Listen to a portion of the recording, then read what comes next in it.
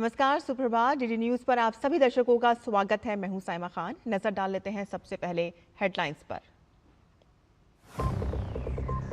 केंद्रीय गृह मंत्री अमित शाह आज हरियाणा में करेंगे अनेक विकास कार्यों की शुरुआत। रोहतक साबर डेयरी प्लांट का करेंगे लोकार्पण। नए आपराधिक कानूनों पर प्रदर्शनी की होगी शुरुआत।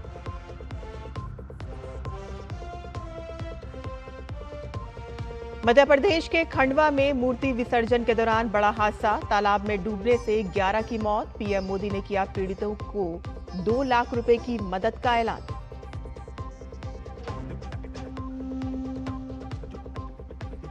भारत यूरोप विमानन साझेदारी होगी मजबूत। विदेश मंत्री और विमानन मंत्री ने की एयरबस और इंडिगो प्रबंधन से मुलाकात। नागरिक उड्डयन क्षेत्र में विकास की संभावनाओं पर हुई चर्चा।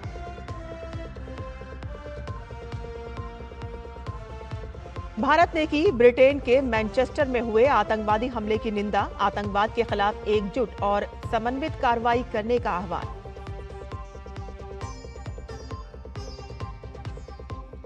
भारत और वेस्टइंडीज के बीच पहले टेस्ट मैच में आज सुबह भारत कल के 2 विकेट पर 121 रन के स्कोर से आगे खेलना करेगा आरंभ। पहली पारी में वेस्टइंडीज की टीम 162 रन पर सिमटी।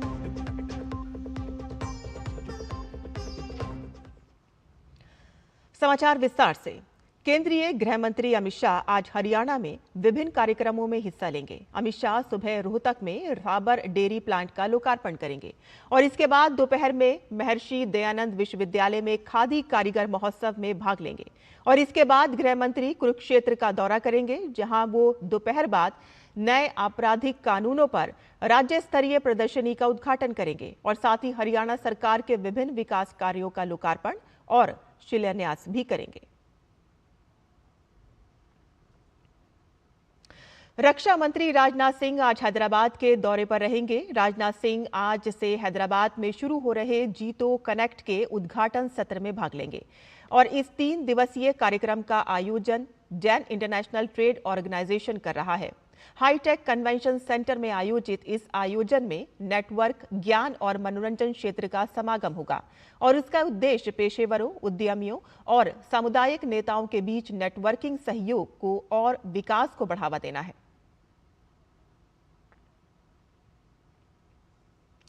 मध्य प्रदेश के खंडवा में देर रात बड़ा हादसा हो गया। इस सड़क हादसे में 11 लोगों की मौत हो गई। खंडवा के गांव जामली और उज्जैन के समीप इंगोरिया थाना क्षेत्र में माता की प्रतिमा विसर्जन के लिए जा रही ट्रैक्टर ट्रॉली पुलिया पार करते समय तालाब में गिर गई। हादसे में 14 लोग नदी में डूब गए थे और इनमें से 3 लोग जिंदा बच गए और बचने वाले 3 लोगों में से एक की हालत गंभीर बनी हुई है। इस सड़क हादसे पर प्रधानमंत्री नरेंद्र मोदी ने गहरी संवेदना व्यक्त करते हुए मृतकों के परिवारों के लिए मुआवजे की घोषणा की है। प्रधानमंत्री कार्यालय ने एक्स पर एक पोस्ट कर जानकारी दी कि मारे गए लोगों के परिजनों को पीएम राहत कोष से 2-2 लाख रुपए और घायलों को 50-50 हजार रुपए की अनुग्रह राशि दी जाएगी। हादसे की जानकारी मिलते ही जिला प्रशासन की टीम ने मौके पर पहुंचकर रेस्क्यू ऑपरेशन शुरू कर दिया था और इस हादसे पर राज्य के मुख्यमंत्री डॉक्टर मोहन यादव ने भी दुख व्यक्त किया है। राज्य सरकार की ओर से मृतकों के परिजनों को 4-4 लाख रुपए की सहायता राशि और घायलों को नजदीकी अस्पताल में समुचित उपचार उपलब्ध कराया जा रहा है। इस दुखद हादसे में घायलों से मिले खंडवा विधायक और पंधाना विधायक अस्पताल पहुंचे हैं और आज सुबह 11 सभी लोगों को पोस्टमार्टम के बाद अंतिम संस्कार किया जाएगा। मृतकों के पोस्टमार्टम की प्रक्रिया सुबह 6 बजे से शुरू हो गई है। जामली गांव है, वहाँ पर राजगढ़ पंचायत से कुछ युवा लोग आए थे मूर्ति विसर्जन के लिए। यहाँ पर जो हमारा तालाब है जामली में, वहाँ पर कोटवार की ड्यूटी भी लगी हुई थी। उनके द्वारा मना भी किया गया कि आगे पानी गहरा है, लेकिन किंतु युवा लोग अति उत्साह में थे, आगे भी चले गए और आगे जाकर ट्रॉली डिसबैलेंस होने से पलट गई। हमारी एसडीआरएफ की होमगार्ड की टीम भी मौके पर आई। मौके पर पूरा प्रशासन था, विधायक मैम ने खुद लीडरशिप ली यहाँ पर अब कुल मिलाकर 11 लोग मिसिंग थे, जिन सबकी बॉडीज़ रिकवर कर ली गई हैं। यदि हम राहत की बात करें तो ऑनरेबल सीएम के द्वारा भी ट्वीट करके इस बात की घोषणा कर दी गई है कि जो आरबीसी 6-4 के अंतर्गत हमारा प्राकृतिक आपदा के अंतर्गत डूबने का 4 लाख का मुआवजा है, कल सुबह ही उसके बिल ट्रेजरी में लगा दिए जाएंगे। विदेश मंत्री डॉक्टर एस जयशंकर और नागरिक उड्डयन मंत्री राम मोहन नायडू किंजरापू ने एयरबस के निदेशक मंडल और इंडिगो के शीर्ष प्रबंधन के साथ उच्च स्तरीय बैठक की। इस बैठक का मुख्य उद्देश्य भारत के नागरिक उड्डयन क्षेत्र को मजबूती देना और भारत यूरोप आर्थिक और विमानन साझेदारी को और प्रगाढ़ करना रहा। बैठक के दौरान भारत में जारी बुनियादी ढांचा सुधारों, आर्थिक नीतिगत बदलावों और प्रशासनिक सुधारों पर चर्चा हुई। दोनों मंत्रियों ने वैश्विक विमानन कंपनियों के लिए इन बदलावों से पैदा हो रहे रणनीतिक अवसरों पर विशेष रूप से विचार विमर्श किया गया। विदेश मंत्री ने कहा कि इन अवसरों से भारत के विमानन क्षेत्र को नई दिशा और गति मिलेगी।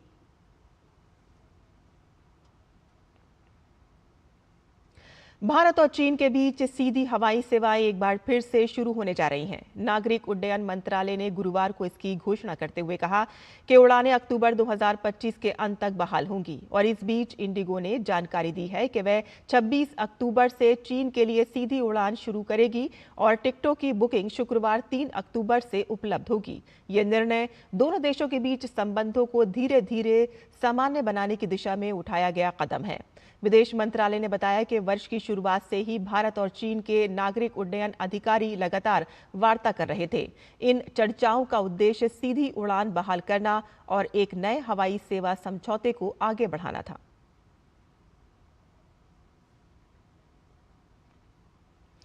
बीजेपी ने कांग्रेस को एक बार फिर से कटघरे में खड़ा किया है। लोकसभा में विपक्ष के नेता राहुल गांधी के कोलंबिया में भारत विरोधी बयान को लेकर भाजपा ने राहुल गांधी को आड़े हाथों लिया। पूर्व केंद्रीय मंत्री और भाजपा के वरिष्ठ नेता रविशंकर प्रसाद ने कहा कि राहुल गांधी देश दुनिया में घूम घूम कर भारत विरोधी बयान देते हैं, प्रधानमंत्री नरेंद्र मोदी को गाली देते हैं। ये अधिकार इसी भारतीय लोकतंत्र ने उन्हें दिया है। राहुल गांधी के भारत विरोधी बयान की निंदा करते हुए रविशंकर प्रसाद ने कहा कि राहुल गांधी भारत की बेइज्जती करने का कोई मौका नहीं छोड़ते। कोलंबिया के बगोटा में कहा है कि भारत में लोकतंत्र नहीं है, लोगों को बात करने की आज़ादी नहीं है। अगर कोई व्यक्ति सबसे अधिक आज़ादी से देश के विकास को, भाजपा को और प्रधानमंत्री मोदी जी को गाली देते हैं तो राहुल गांधी है। तो आपको देश के खिलाफ कुछ भी बोलने का अधिकार है। मोदी जी के ऊपर तो आप झूठे आरोपों की झड़ी लगाते हैं पूरे हिंदुस्तान में घूम घूम करके। तो लोकतंत्र में तो आपको एक प्रकार से गाली देने का अधिकार दे रखा है हिंदुस्तान में। वित्त मंत्री निर्मला सीतारमण आज आर्थिक विकास संस्थान की ओर से आयोजित चौथे कौटिल्य इकोनॉमिक सम्मेलन KEC का उद्घाटन करेंगी। 3 से 5 अक्टूबर तक आयोजित होने वाले इस 3 दिवसीय सम्मेलन का विषय अशांत समय में समृद्धि की तलाश है और इसमें 30 से अधिक देश के 75 प्रतिभागी भाग लेंगे और इसके सत्र में वैश्विक वृद्धि के केंद्र के रूप में उभर रहे एशिया, ब्रिक्स देशों की संरचना के विकास, वित्तीय स्थिरता और औद्योगिक नीति में नई दिशाओं पर विशेष ध्यान होगा। पिछले सम्मेलन का विषय भारतीय युग था और इसमें हरित परिवर्तन, एशिया का उदय और बहुपक्षवाद के भविष्य पर सत्र आयोजित किए गए थे।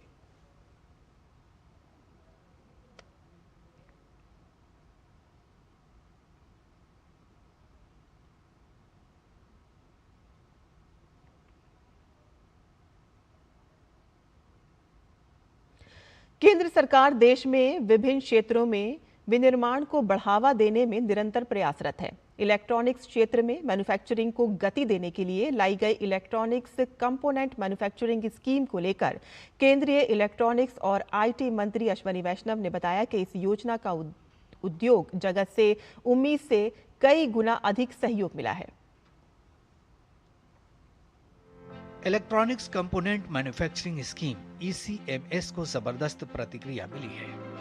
केंद्रीय मंत्री अश्विनी वैष्णव ने बताया कि इस योजना ने 1.15 लाख करोड़ रुपए, लगभग 13.8 बिलियन अमेरिकी डॉलर से अधिक के निवेश आवेदन आकर्षित किए हैं, जो 59,350 करोड़ रुपए के शुरुआती लक्ष्य से लगभग 2 गुना है। आवेदनों से अनुमानित उत्पादन परिणाम 10.34 लाख करोड़ रुपए से अधिक है, जबकि लक्ष्य 4.5 लाख करोड़ रुपए का था।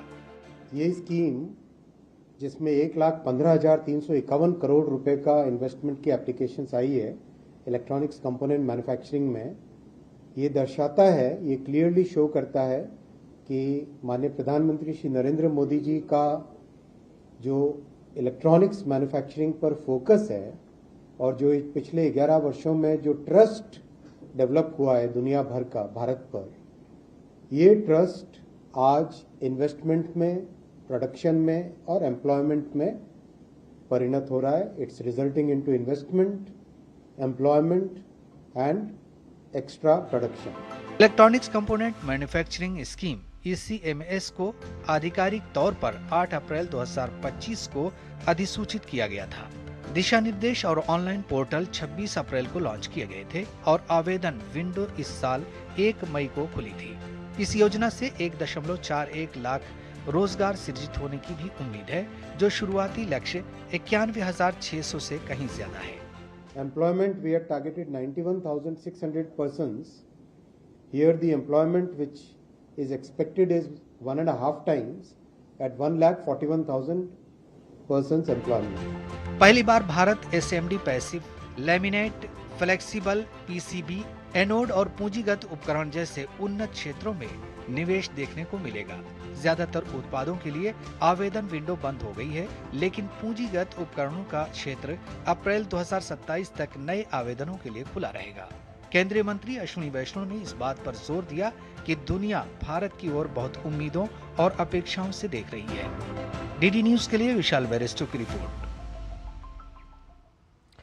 लेह में हिंसा के पीछे एक बड़ा षड्यंत्र काम कर रहा है, जहां तथ्यों के साथ छेड़छाड़ करके लोगों को भ्रमित करने का काम किया जा रहा है। ADC लेह गुलाम मोहम्मद का एक डिजिटल रूप से संशोधित वीडियो सोशल मीडिया पर वायरल हो रहा है, जिसमें ये दावा कर रहे हैं कि सोनम वांगचुक को गृह मंत्रालय के निर्देश पर गिरफ्तार किया गया था।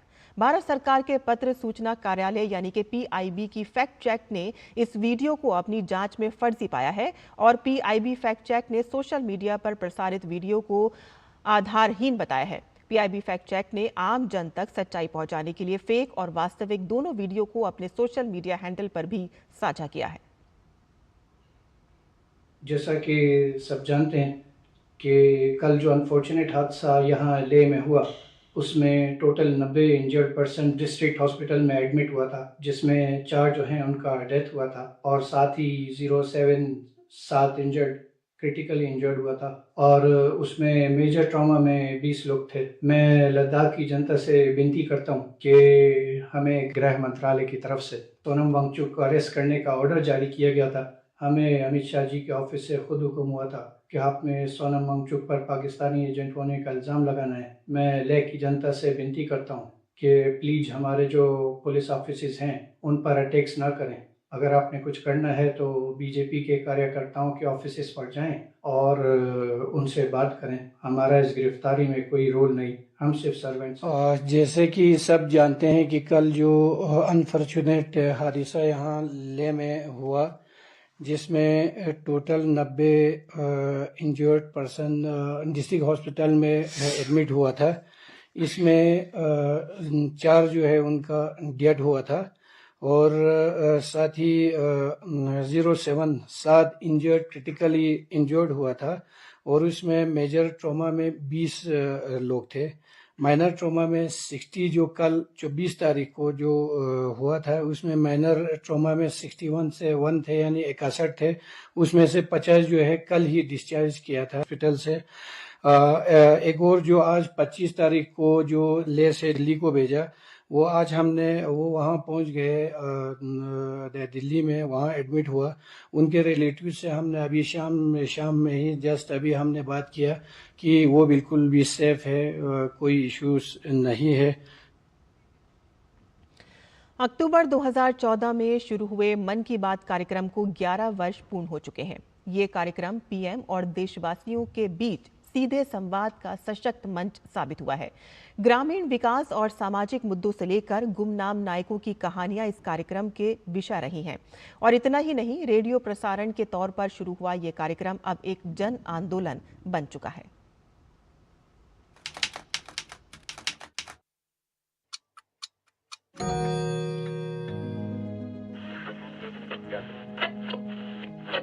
मेरे प्यारे देशवासियों, नमस्कार।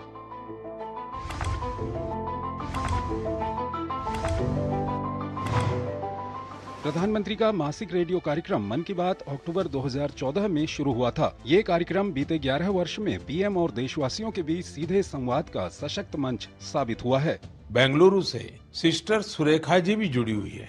I am really proud and honored, sir, to speak to Prime Minister of our country. Dinesh ji नमस्कार। सर जी प्रणाम। विजयदशमी के पवित्र अवसर पर शुरू हुई इस यात्रा ने करोड़ों लोगों के जीवन को छुआ है। इसके हर अंक में देशवासी ग्रामीण विकास और सामाजिक सुधारों की प्रेरणादायक कहानियों से रूबरू हुए। कितने ही गुमनाम नायकों के प्रयास जन जन तक पहुँचे। बीते 11 वर्षों में मन की बात आकाशवाणी और दूरदर्शन का वो प्रसारण बना है जिसने समाज में हो रहे सकारात्मक सामूहिक प्रयासों को अभूतपूर्व मंच दिया।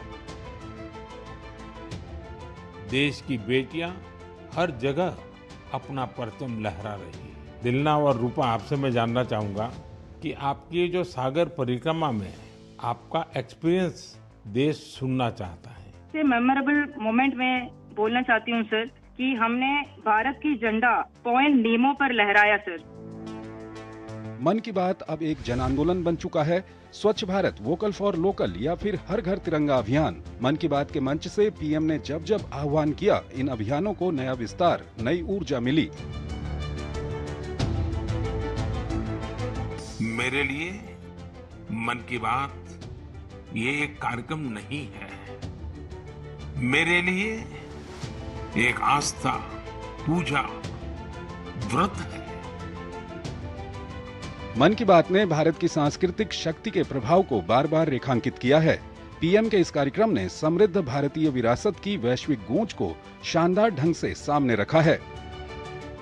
आप दुनिया के किसी भी कोने में चले जाएं, वहां आपको भारतीय संस्कृति का प्रभाव देखने को जरूर मिलेगा।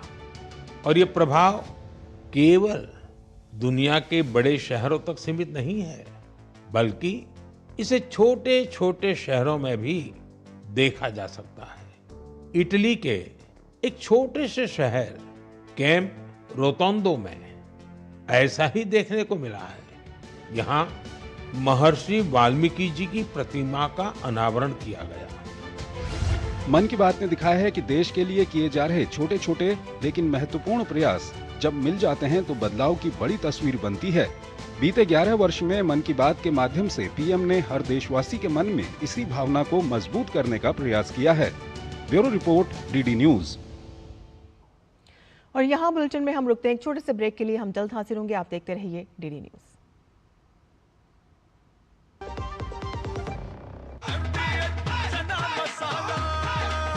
अब छोलिया हो या लोबिया, सफेद चने या काले चने, सब कुछ मजेदार बने।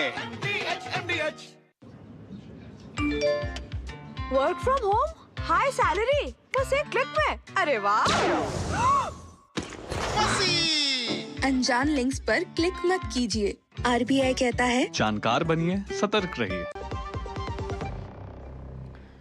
और ब्रेक के बाद आपका फिर से स्वागत है। प्रशासनिक सुधार और लोक शिकायत विभाग की ओर से विशेष अभियान 5.0 चलाया जा रहा है और इस अभियान का उद्देश्य सरकारी कामकाज में सुधार लाना, प्रक्रियाओं को आसान बनाना और नागरिकों को बेहतर सेवाएं देना है। यह अभियान 31 अक्टूबर तक चलेगा। यह अभियान विशेष रूप से स्वच्छता, फाइल प्रबंधन, शिकायत निवारण और ई कचरा निपटान पर केंद्रित है।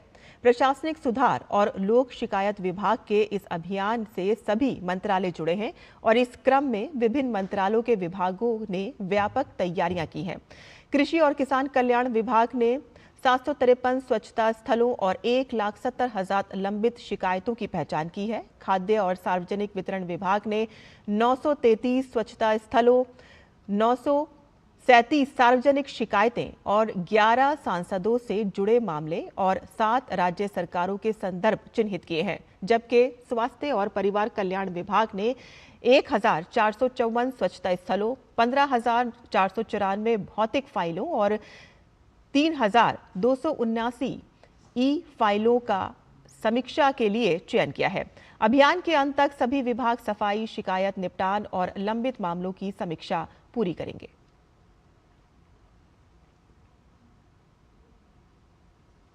केंद्रीय गृह मंत्री अमित शाह ने गुरुवार को दिल्ली के कनॉट प्लेस में स्थित खादी इंडिया केंद्र में खादी के उत्पाद खरीदे और इस अवसर पर उन्होंने इस बात पर भी जोर दिया कि 2014 से लेकर अब तक खादी की बिक्री में कई सौ गुना की बढ़ोतरी हुई है, जो इसकी सफलता का प्रत्यक्ष प्रमाण है।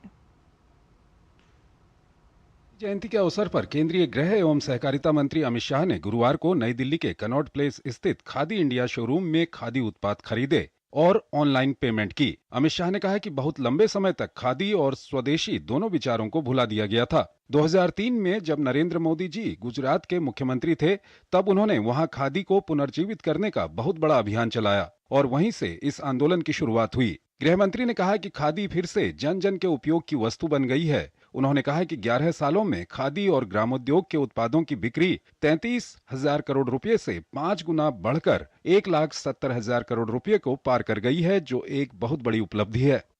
बहुत लंबे समय तक खादी और स्वदेशी दोनों विचारों को भुला दिया गया था। 2003 में जब देश के प्रधानमंत्री नरेंद्र मोदी जी गुजरात के मुख्यमंत्री थे, तब उन्होंने गुजरात में खादी को पुनर्जीवित करने का एक बड़ा अभियान चलाया और वहीं से ये आंदोलन की शुरुआत हुई। आज खादी ग्रामोद्योग का टर्नओवर 1,70,000 करोड़ तक पहुंचा है। मैं मानता हूं ये बहुत बड़ी उपलब्धि है। केंद्रीय गृह मंत्री ने कहा कि प्रधानमंत्री मोदी जी ने मन की बात कार्यक्रम में स्वदेशी के विचार को उठाकर देश की जनता को देश के आर्थिक विकास और मेक इन इंडिया अभियान के साथ जोड़ने का संदेश दिया है। इससे प्रेरित होकर देश के लाखों परिवारों ने ये तय किया है कि वो अपने परिवार में किसी भी विदेशी वस्तु का उपयोग नहीं करेंगे। उन्होंने कहा कि इसी प्रकार देश के लाखों दुकानदारों ने तय किया है कि उनकी दुकान में किसी भी विदेशी माल की बिक्री नहीं होगी।